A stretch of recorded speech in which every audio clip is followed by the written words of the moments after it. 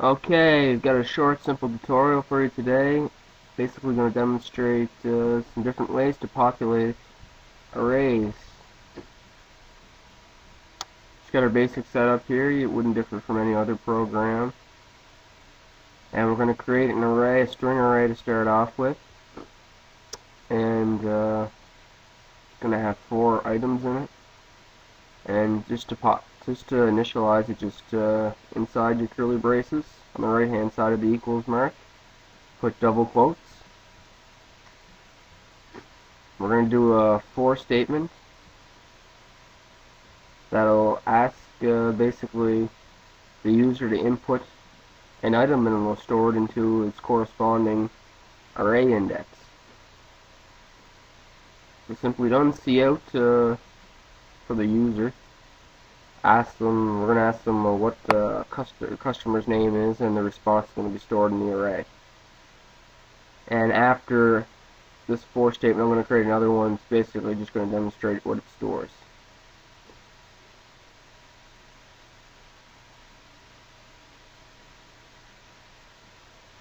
And cin, or we're going to get line, because if it's more than one name, like first and last name, you're going to want to use get line. If you just use cin, once you hit the space, it'll stop recording whatever's in there. So get line, in the brackets cin, and the array name. And X is in the square brackets, obviously.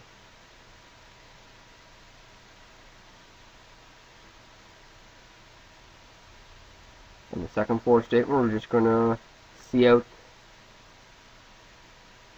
the array.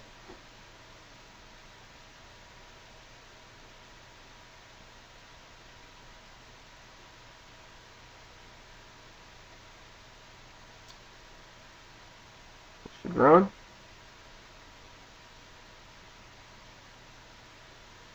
So I'll ask for the customer's name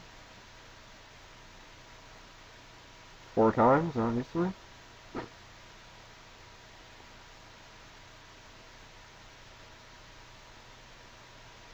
And after this last name here, we're going to display the customers.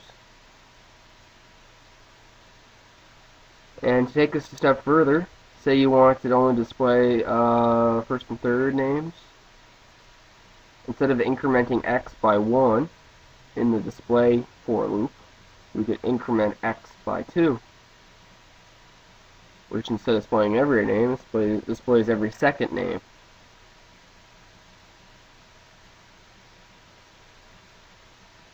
So even though the program is going to ask for all 4 names, and all 4 names will be stored in the array, it's only going to display 2 names.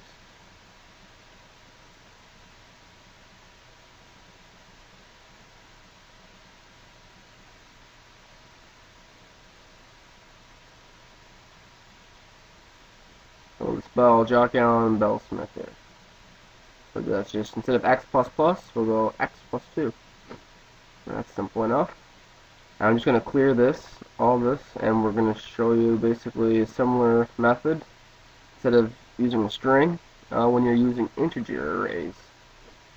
So again, an array with 4 items, and instead of initializing and putting the double quotes inside the curly braces, you're going to put a 0. Again, we're going to populate it by using a for loop. And for this array, we're going to take the square of each number and store it in its corresponding array index. So instead of going 0 this time, we're going to go 1, and you'll see why we're using 1 as a number instead of 0.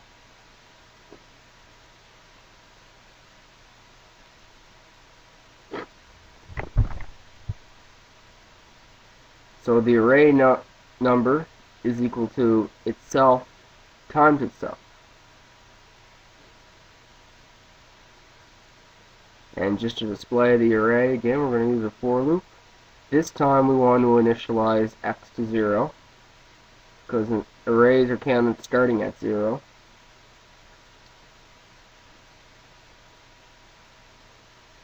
And just cout the array. See something I'm going to have to go back and change there. Nothing big, but the program wouldn't work properly. and that is in my first array I have to have -1, and that's why we want to start x at 1.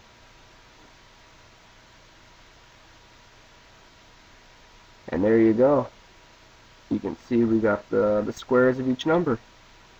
1, 4, 9, 16, so if you do the math, that'll work out. Thanks.